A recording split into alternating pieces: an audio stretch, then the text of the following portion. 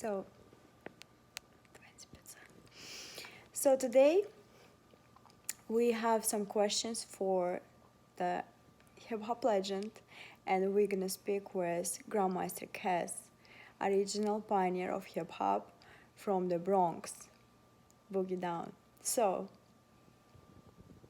hey, It's good. how are you today? I'm good. Yeah, so first of all, I want to thank you for coming to the show. It was amazing, really great. Thank you. And I'm really glad, to start. It was the first show, right? And it's amazing to start with you. So thank you so much. Everybody was happy, people having a good time. And what do you think? How was it?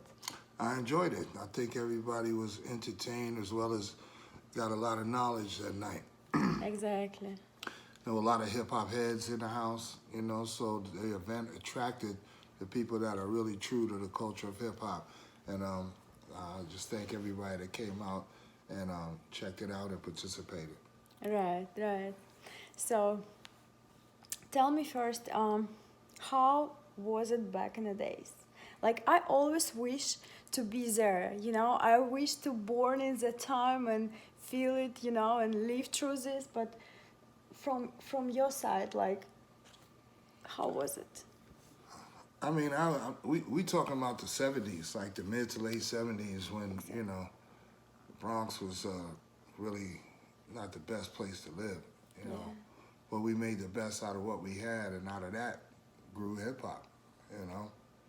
Things have improved since then, I mean, in the Bronx and in hip hop, but the foundation is strong. Yes. Is it true that taxis didn't go, like, let's say from Brooklyn to Bronx, the taxis didn't go? No. If you try to catch a cab in New York, especially if you was black, first of all, you're lucky if you got a cab.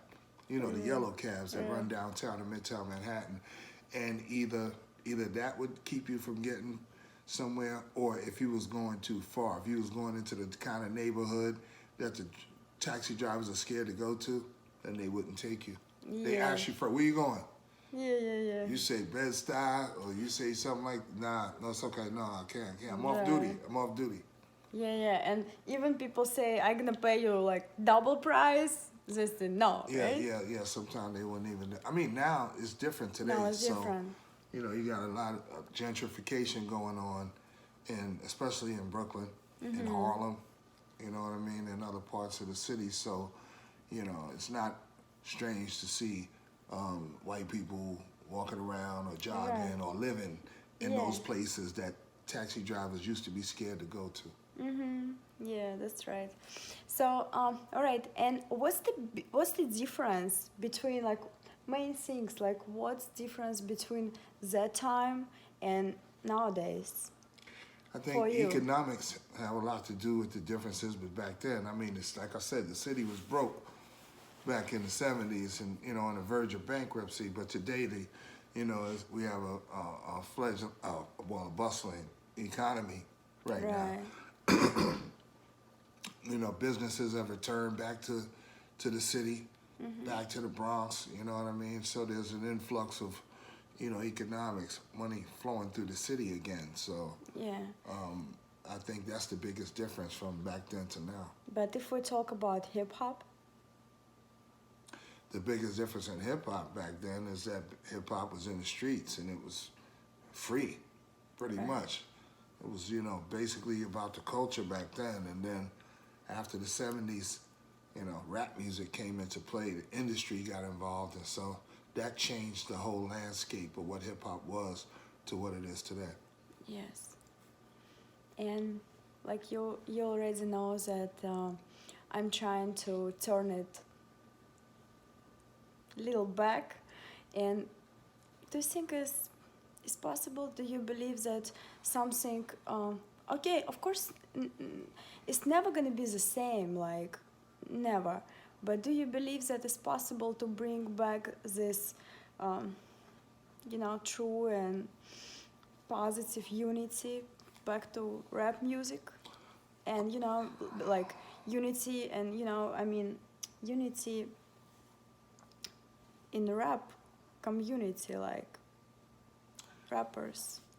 Well, I mean, rap is a business, and the community of rappers are you know, pretty much have the same agenda. You know, to get paid for what they're doing, to you know, to eat, feed their families. You know what I mean? Travel, bling bling, and you know, and all that. So that's a unifying component. That's what they all have in common. They're trying to succeed through the rap industry. Yeah. Hip hop is not trying to succeed through no industry or anything. Hip hop is what it is on its own, without being bought or sold. You know what I mean? So that's, you know, what's going to determine what in rap music is how the business goes. What's going to determine what's what in hip hop is how the culture goes. Right. But you know, like, I remember when I was hanging out with you guys in Crotona Park, it was amazing. Like, everybody, you know, like all people together. Is it real? It is how I it mean, looks it's like? real. You saw it. You saw it for Yeah. yourself. So it's real. What it is that every now and then, I mean, us anyway, and when I say us, I'm talking about the Tools of War, Summer Park Jams, you know, our sightseeing tours, hush tours that we do in the city. We do things that, you know, remind people of hip hop, the culture of hip hop. Yeah. The jams are actual jams, how we used to do them back in the days. You got the DJs that used to play back in the days, all the classic, old school, and we don't play, you know, new music that you hear on the radio and all that. You can hear that at home.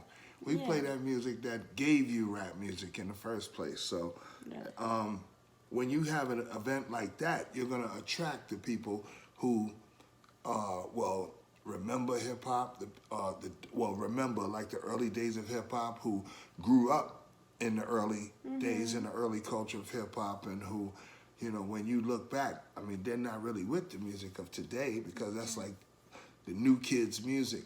But when you play their music, you play some of that old school hip hop, they respond to that, and it takes them back to a time when they were young. So that's why the jams are so successful and, you know, really, you know, encompass the essence of hip hop, because we keep it 100% hip hop. DJs on the turntables, you know what I mean? We got b-boys all over the park, you know what I mean?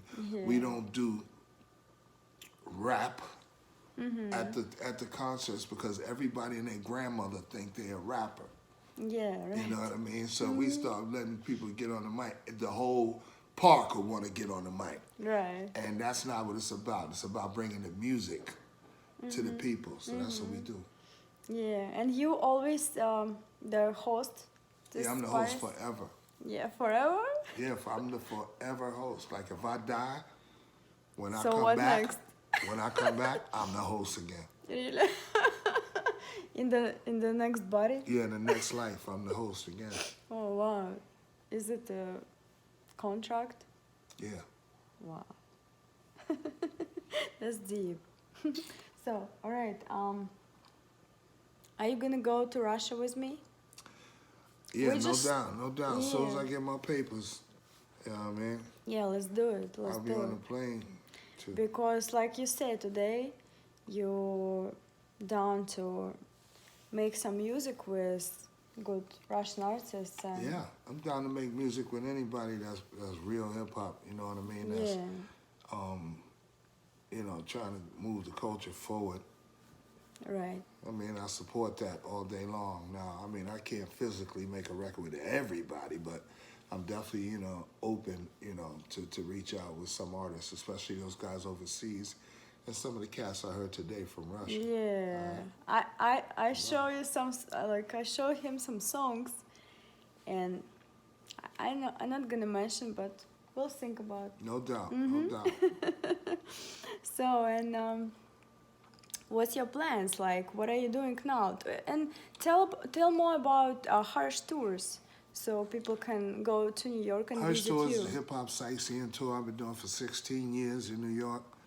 And basically I put people on a bus, tourists from around the world on a bus, and take them uptown and teach them about the culture of hip hop, show them cultural landscapes, and you know what I mean, accentuate the elements for them. So it's definitely dope. Like I said, we had over 1 million people take our tour so far, and In total? yeah, Wow. yeah. So That's basically dope. that, and just doing things like doing the show with Sophia and going around and just trying to spread the knowledge.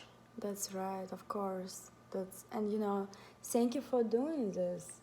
It's No very doubt. important. No doubt. It's very important. It's a big deal, because like I feel we, new generation, we have to learn, we have to get this knowledge as much as we can, because it's just missing. It's missing for real.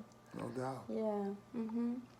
So, and what's your plans for? I plan to go to bed right now, okay? Because I got about an hour and some change before I get on a plane, all right? And Sophia will have me up here all night until I have to walk out the door, all right? So, Oh peace. my God. How they say it?